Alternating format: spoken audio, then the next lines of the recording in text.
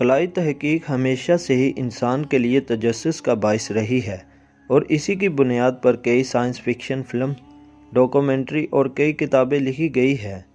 سن 1985 میں ایک برطانوی ٹی وی چینل نے ایک 1999 نامی سائنس فکشن فلم سیریز کا آغاز کیا تھا، جس کا مرکزی خیال یہ تھا کہ زمین کا تمام اٹامک فضلہ چاند کی سطح میں دفنانے لگتا ہے، جس کی دیکھ بھال کے لیے 300 افراد پر مشتمل ایک ٹیم چاند پر ہی بنائے گئے بیس اسٹیشن پر موجود رہتی تھی۔ اس فضلہ کی وجہ سے چاند کا ایک حصے کا مقناطیسی میدان اس قدر طاقتور ہو جاتا ہے اور پھر ایک روز اس اٹامک فضلہ میں اس قدر زوردار دھماکہ ہوتا ہے کہ چاند زمین کے مدار سے نکل کر خلا میں بھٹکنے لگتا ہے اور ایک روز بلیک ہول میں داخل ہو کر دوسرے کہکشاؤں میں چلا جاتا ہے۔ فیکٹ ٹی وی کے ناظرین کرام، مگر یہ بلیک ہول کیا ہے اور اس کی حقیقت کیا ہے؟ یہ سوال اپنی جگہ پر تجسس کا باعث ہے۔ خلائی ماہرین کی تحقیق کے مطابق بلیک ہول خلا میں موجود ایسے مقامات ہیں جن کی کشش ثقل اس قدر زیادہ ہیں کہ یہ روشنی کو بھی نگل جاتے ہیں۔ ایک عام نظریے کے مطابق اسپیس میں بہت بڑی مقدار میں موجود گاڑھا مادہ مخصوص وقت کے لیے بلیک ہول کی شکل اختیار کر لیتا ہے، جس کے گرد کا حلقہ ایونٹ ہوریزون کہلاتا ہے۔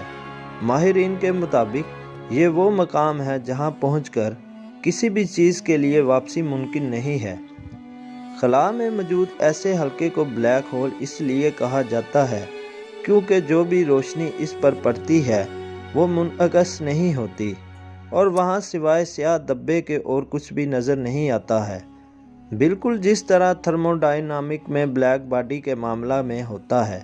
اور بلیک ہول تھیوری یہ ہے کہ ہوریزون سے شدید درجہ حرارت کے ساتھ تابکاری کا اخراج ہوتا ہے۔ اس درجہ حرارت کا تعلق بلیک ہول کے حجم سے ہوتا ہے، جس کی وجہ سے تابکاری کی شدت کا اندازہ لگانا مشکل ہوتا ہے۔ فیکٹ ٹی وی کے ناظرین کرام، کیا آپ کو پتہ ہے کہ سب سے پہلے 1783 میں جان مچل نے بلیک ہول کا نظریہ پیش کیا؟ اس کے مطابق سورج کے قطر اور ثقافت کے برابر کا جسم لامحدود بلندی سے بلیک ہول کی طرف گرے تو اس کی رفتار روشنی کی رفتار سے بھی زیادہ ہوگی۔ 1915 میں آئنسٹائن نے اس بارے میں اپنا نظریہ پیش کیا کہ کشش ثقل روشنی کی رفتار پر اثر انداز ہوتی ہے۔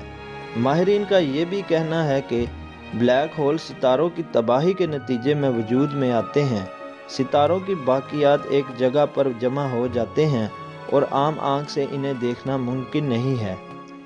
اس لیے سائنسدان خصوصی آلات سے لیس ٹیلیسکوپ سے ان کی موجودگی کا پتہ چلاتے ہیں اور ان کی تصویریں بناتے ہیں۔ ٹیلیسکوپ سے یہ بھی معلوم ہوتا ہے کہ بلیک ہول کے گرد ستاروں اور سیاروں میں کس طرح کی تبدیلیاں واقع ہوتی ہیں۔ بلیک ہول مختلف جسامت کے ہوتے ہیں۔ بلیک ہول کی ایک قسم سٹیلر کہلاتی ہے۔ اس کے اندر گرم مادہ کی مقدار سورج سے بھی 20 گنا زیادہ ہوتی ہے۔ اس بات کا امکان ہے کہ ہماری کہکشاں میں کئی بلیک ہول موجود ہوں۔ سب سے بڑے بلیک ہول کو سپر میسو کہتے ہیں۔ ان کے اندر 1 ملین سے زیادہ مادہ ہو سکتا ہے۔ ماہرین کہتے ہیں کہ کہکشاں میں 1 ملین سے زیادہ سپر میسو بلیک ہول موجود ہیں۔ ایک عرصے تک سائنسدان ان بلیک ہول کے بارے میں کسی بھی تحقیق سے دور تھے، مگر اب کافی تحقیقات سامنے آ چکی ہیں۔ وقت کے ساتھ ساتھ ان کی جسامت بڑھتی رہتی ہیں اور ستاروں کی کم ہوتی رہتی ہیں، یہاں تک کہ ستارہ مکمل طور پر غائب ہو جاتا ہے۔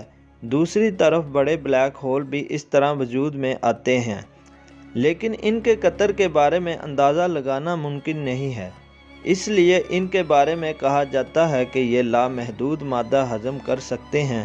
ماہرین کا کہنا ہے کہ اگر یہی حال رہا تو آنے والے 100 سالوں میں کائنات کی شکل مکمل طور پر بدل جائے گی۔ اب ایسا کس قدر درست ہے، یہ آنے والا وقت ہی بتا سکتا ہے۔